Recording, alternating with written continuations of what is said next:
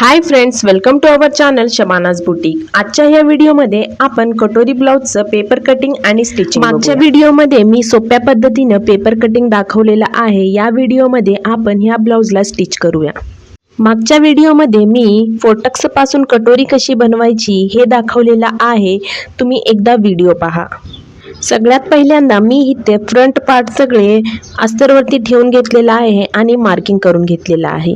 ही marking झाल्यावर इथं cut करून परत मी हेच पार्ट पीसवरती ठेवून ते कट करून घेते। ह्या पेपरवरती फक्त आपल्याला कटोरी जी जॉईंट होते त्या भागाला आणि टक्सच्या भागाला 1-1 सेंटीमीटर मार्जिन वाढवून घ्यायचं आहे। वाढवून झाल्यानंतर मी इथं हे अस्तर कट करून घेतलेला आहे, परत पीसवरती ठेवून पीस पण कट करून घेतलेला आहे।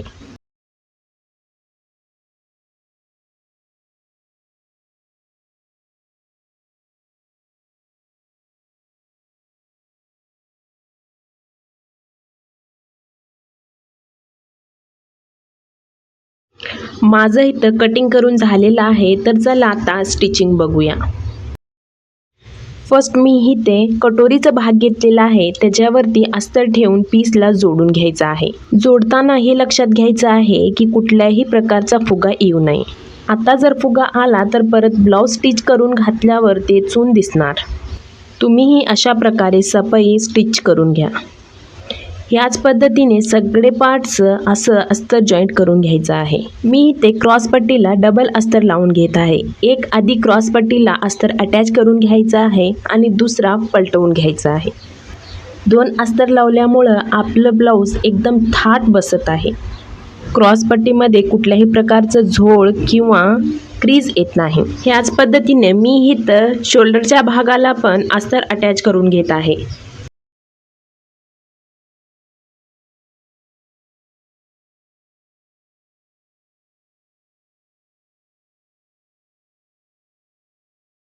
सगळे भाग अटॅच करून झाल्यानंतर मी इथं एक्स्ट्रा कापड कट करून घेतलेला आहे।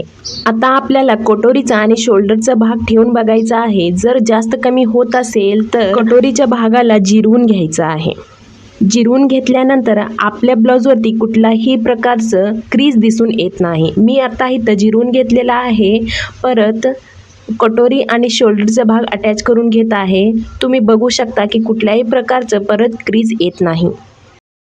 जर जास्त झालेला भाग तुम्ही कट करून घेतला तर परत ते अंगात घातल्यावर ब्लाऊज परफेक्ट बसणार नाही आणि अनकम्फर्टेबल वाटणार। तुम्ही इथं बघू शकता की कुठल्याही प्रकारचं चून किंवा क्रीज आपल्या ब्लाऊजमध्ये आलेला नाही आहे। जर जास्त झालं तर तुम्ही पण याच पद्धतीनं जिरवून घेऊ शकता। आता आपण हे टक्स मारून घ्यायचं आहे। टक्स मारायच्या आधी आपण क्रॉस पट्टी तयार करून घेऊया। क्रॉस पट्टीला एक अस्तर मी ऑलरेडी अटॅच केला आहे। आता दुसरा अस्तर पलटवण्यासाठी असं जॉईंट करून त्याला दाबटीप मारून घ्यायचे आहे। मी इथं टक्सला 1 सेंटीमीटर मार्जिननं स्टिच करून घेत आहे। जर तुम्ही ह्या पद्धतीने कटिंग करून स्टिचिंग केला तर तुमची कटोरी परफेक्ट आणि गोल जसं पाहिजे तसं शेप तुम्ही काढू शकता। आता आपण ब्लाऊजला क्रॉस पट्टी अटॅच करून घेऊया।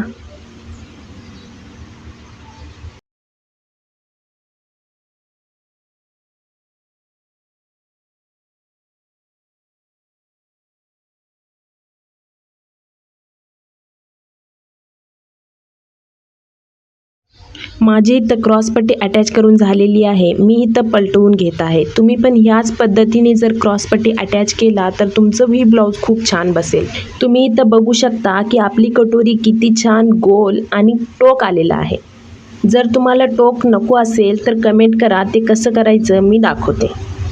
येणाऱ्या व्हिडिओमध्ये एका कटिंगापासून अनेक ब्लाऊज कसं बनवायचं हे मी दाखवणार आहे, तर व्हिडिओ बघायचं विसरू नका। खूप छान आणि महत्त्वपूर्ण व्हिडिओ येणार आहे। पुढच्या व्हिडिओमध्ये मी तुम्हाला सोप्या पद्धतीनं फोटक्सपासून कटोरी blouse, princess blouse, Sabyasachi blouse, one tucks blouse आणि डाचलेस ब्लाऊज कसं बनवायचं हे मी दाखवणार आहे। जर व्हिडिओला लाईक केला नसेल तर व्हिडिओला लाईक करून लगेच चॅनलला सबस्क्राईब करा, जेणेकरून येणारा व्हिडिओ तुमच्यापर्यंत पोहोचेल। मी इथं ब्लाऊजला हुक पट्टी लावून घेत आहे। जर स्टिचिंगचा व्हिडिओ तुम्हाला डिटेलमध्ये पाहिजे असेल तर कमेंट करा, मी डिटेलमध्ये तुम्हाला व्हिडिओ दाखवते।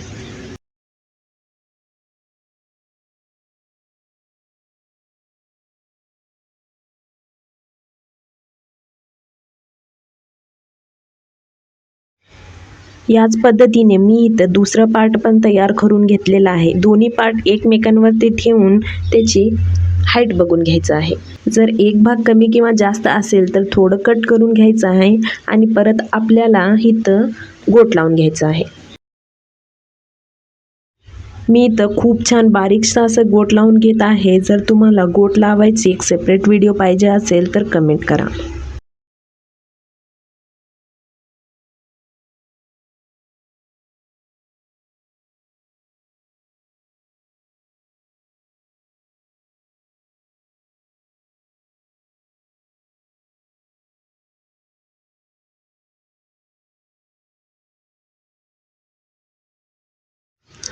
जर तुम्हाला व्हिडिओ आवडला असेल तर व्हिडिओला लाईक करून चॅनलला सबस्क्राईब करायचं विसरू नका.